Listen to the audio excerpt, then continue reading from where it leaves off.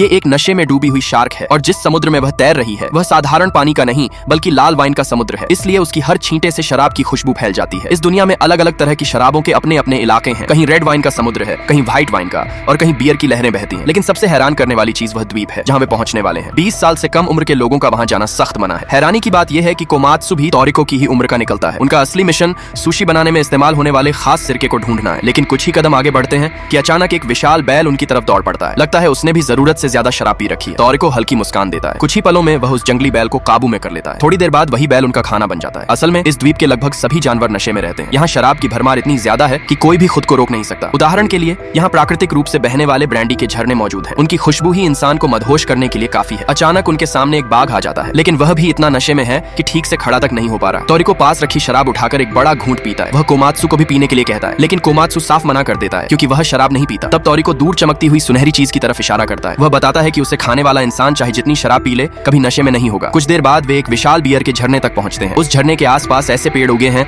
जिन पर आलू चिप्स लगे हुए हैं और उन्हें सीधे खाया जा सकता है। वहाँ ताजी पत्ता गोभी और गार्लिक चीज भी आसानी से मिल जाती है। यहाँ तक कि तितलियां भी चिप्स जैसी दिखाई देती हैं। तभी अचानक उनके ऊपर एक बहुत बड़ा साया मंडराने लगता है। अगले ही पल आसमान से तेज बारिश शुरू हो जाती है, लेकिन यह साधारण बारिश नहीं होती। ये मीठी शैंपेन की बारिश थी। कुछ देर बाद बारिश रुक जाती है। जैसे ही वे मायूस होने लगते हैं वही विशाल साया दोबारा लौट आता है, लेकिन इस बार वह कोई बादल नहीं था। वह सैकड़ों मीटर ऊंचा एक विशाल जीव था। तोरिको इस समय इतना नशे में था कि ठीक से लड़ भी नहीं सकता था। उस दैत्य जैसे प्राणी के सामने उसकी ताकत भी कम पड़ जाती है। लेकिन अजीब बात यह थी कि वह जीव उन पर हमला नहीं करता क्योंकि उसकी पीठ पर कोई बैठा हुआ था। वह जीरो था। जीरो दोनों को रेड वाइन के गर्म झरने में आराम करने का न्योता देता है। यहाँ तक कि उछलती हुई वाइन की एक बूंद भी बर्बाद नहीं होती। जीरो सब कुछ अपने अंदर समेट लेता है। बेहतरीन शराब के बीच बैठे बैठे तीनों अपने असली मिशन को ही भूल जाते हैं। आखिर में वे बस गर्म झरने में आराम करते हुए डूबते सूरज का नजारा देखते रहते हैं।